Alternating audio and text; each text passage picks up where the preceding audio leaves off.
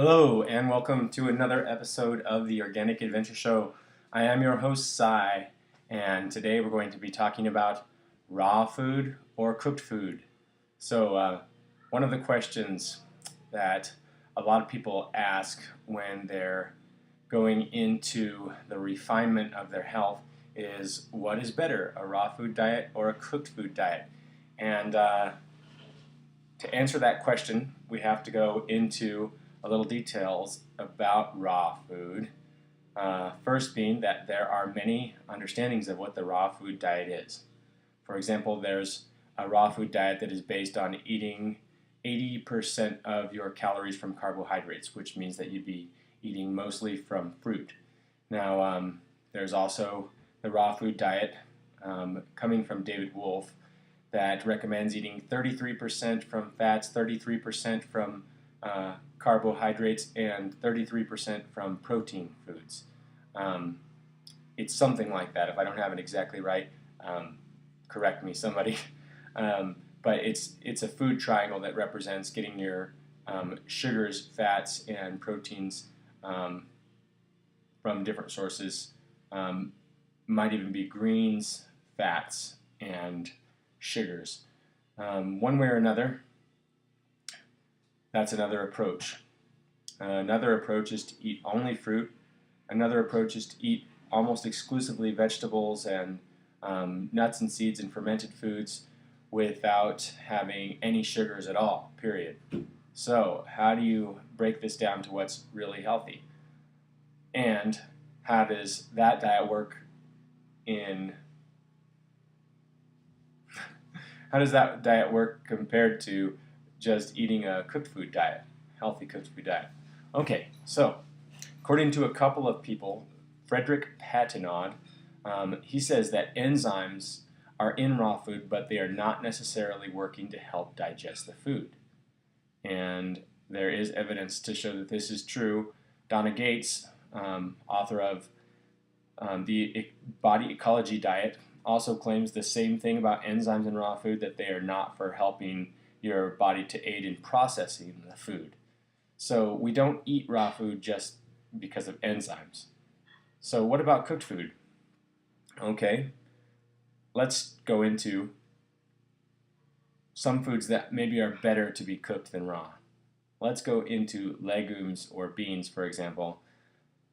For the most part, you're better off cooking your beans under all circumstances. And the reason for this is they have protein and enzyme inhibitors in them. So when you eat beans that are not cooked, you're not going to digest, or you're not going to be able to use as much of the protein from the beans. And there's also going to be some other things that might be adverse effects from eating those beans without cooking them. So when it comes to legumes, you should cook them. Now, according to Dr. James Sheridan, who is a naturopathic doctor and the owner of the company Health Force Nutritionals, one of my favorite companies, and definitely one of the leaders in the understanding of nutrition and health, in the whole understanding of health. Dr. James Sheridan says that if you want to eat your beans in the ideal way, then you should sprout them and then steam them, and then they're a perfect food. But he definitely recommends that you at least cook them. They're not good to eat raw, and they're not even good to eat as raw sprouted. So this is a good thing to know. And garbanzo beans, another thing, which obviously is in the legume family, or chickpeas, they definitely give you gas if you eat them raw, or if you soak them or sprout them and then turn them into hummus or something. They're still not as digestible and as good for you as if you're eating them cooked. So that's a few tips on what you should definitely cook.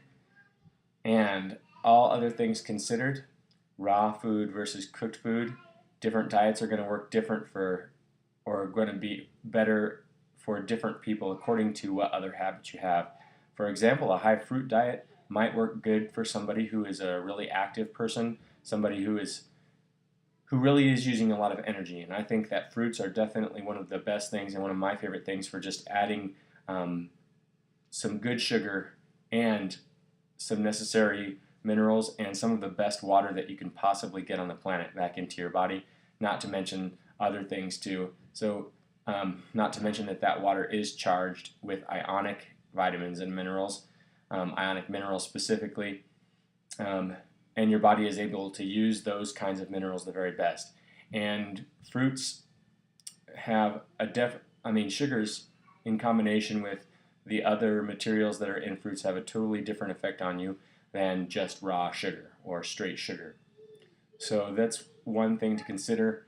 And grains, even if you're gluten intolerant, you can still eat amaranth, rice, millet, and quinoa. And amaranth, millet, and quinoa are all alkalizing grains. That means that they ultimately give you a higher alkalizing mineral effect than acidic effect. This is really good to know, and they're also some of the highest protein foods available.